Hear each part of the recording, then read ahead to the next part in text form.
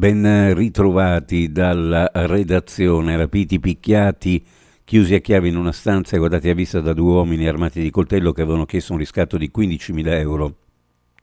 La piaga del traffico di esseri umani consegna una drammatica vicenda di sequestro di persona sventata dalla squadra mobile di Trieste.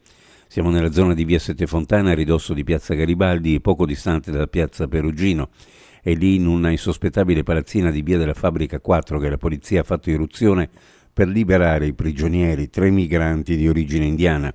I sequestratori sono stati arrestati, sono 2 pakistani.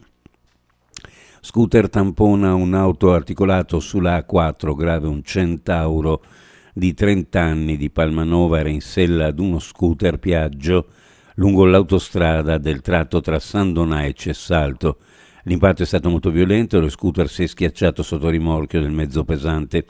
L'uomo ha riportato lesioni in varie parti del corpo ed è stato trasportato all'ospedale di Mestre in prognosi riservata.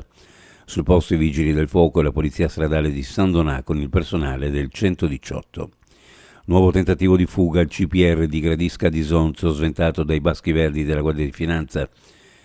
È accaduto quando alcuni degli ospiti hanno appiccato il fuoco ad un materasso e ad alcune coperte lanciate all'indirizzo dei finanzieri in servizio nel centro. Nel sedare il tentativo di rivolta e ripristinare l'ordine, oltre che per impedire la fuga dei rivoltosi, un finanziere ha riportato la frattura di 2 dita della mano sinistra. Incolumi gli altri agenti, il personale in servizio e gli ospiti, che sono stati fatti rientrare nell'area a loro destinata. Stiamo investendo oltre 100 milioni di euro tra Gole e Piazza, rispettivamente garanzie di occupabilità dei lavoratori e piano di azione zonale per l'apprendimento, percorsi formativi di aggiornamento e qualifica professionale, tra quello che viene finanziato dallo Stato come attività formativa durante tutti i periodi di cassa di disoccupazione per il percorso di avviamento al lavoro. Oltre a tutto questo abbiamo la parte di Fondo Sociale Europeo che sempre interviene sui temi formativi. Lo ha dichiarato a margine di una conferenza stampa l'assessore regionale al lavoro Alessia Rosolin, commentando i dati sull'occupazione in Friuli Venezia Giulia nei primi mesi del 2024. Uno sguardo alle previsioni meteorologiche: cielo poco nuvoloso nel corso della giornata, nuvolosità in progressivo aumento, bora sostenuta sulla costa, con raffiche anche di forte intensità sul Carso e a Trieste.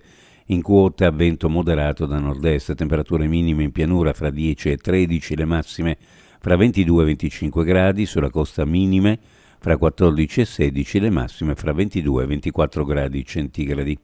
Previsioni a cura di ARPA e FVG Meteo. Ed è tutto per il momento con l'informazione. Grazie per averci seguito, a più tardi.